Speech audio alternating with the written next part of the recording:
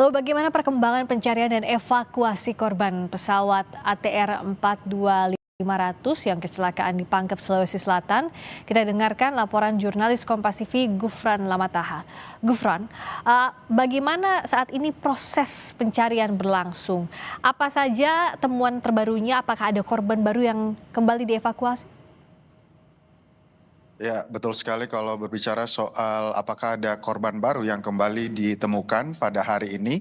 Namun hingga saat ini belum ada informasi terkait dengan bertambahnya korban baru yang ditemukan di sekitar Gunung Bulu Saraung. Hingga saat ini memang masih terdapat 2 korban yang terakhir diketemukan pada kemarin pukul kurang lebih 2 siang waktu Indonesia Tengah dan juga pada hari kedua atau 2 hari yang lalu. Dapat kami informasikan juga terkait dengan proses evakuasi, cuaca ini masih menjadi salah satu kendala karena menurut pantauan kami yang juga berada di kaki Gunung Bulu Saraung ini, sejak malam tadi hujan masih saja mengguyur sekitar kawasan Gunung Bulu Saraung hingga saat ini. Selain hujan, di samping itu juga diselimuti dengan kabut dan juga angin yang cukup kencang. Kami tadi sempat berbincang dengan pemimpin Dalton mengatakan bahwa kecepatan angin ini bervariasi namun cukup berisiko untuk tim evakuasi yang berada di puncak Gunung Bulu Saraung dengan kecepatan berkisar 30 hingga 35 knot seperti itu. Namun kabar baiknya ialah sore tadi kita sudah dapat informasi bahwa korban pertama yang ditemukan berjenis kelamin laki-laki ini sudah dievakuasi ke Maros, tepatnya di Kampung Baru ataupun juga di Desa Lampeso. Walaupun sudah berada di lereng bawah di Kabupaten Maros seperti itu ya, namun ini masih jauh lagi untuk menuju ke perkampungan warga ataupun juga jalan setapak karena memang proses evakuasi cuaca ini cukup menghambat pergerakan tim yang berada di puncak Bulu Saraung.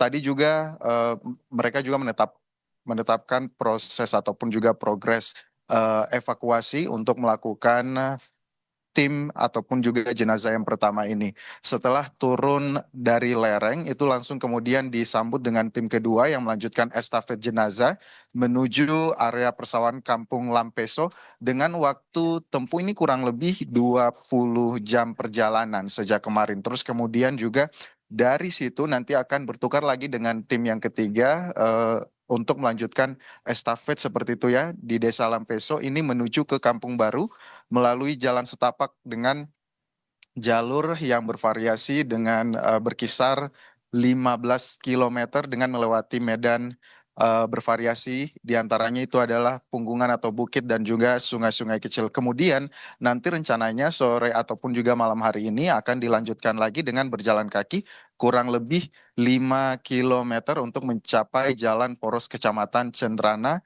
dan kemudian akan dilakukan evakuasi ke Bayangkara Makassar untuk diserahkan ke pihak DVI. Untuk proses saat ini dapat diprediksi bahwa tim ini sudah memasuki di tim ketiga yang sedang menuju ke jalan utama di Jalan Poros Kecamatan Cendrana. Tapi kita juga masih akan menunggu bagaimana perkembangan karena memang berdasarkan informasi dari pemimpin Dalton ini juga masih bergantung kepada cuaca. Untuk selengkapnya mari kita sama-sama simak video ataupun juga kutipan wawancara kami bersama dengan Kas Ops 14 Hasanuddin, Kolonel Infanteri Dodi Trio Hadi. Berikut ini. Posisi saat ini sudah di Kampung Lampuse, yaitu kampung yang terdekat dari kaki gunung.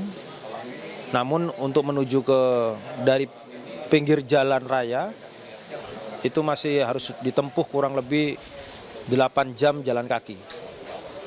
Sehingga ini pas tim sedang berupaya, ada tim dukungan untuk membantu mendekat ke lokasi.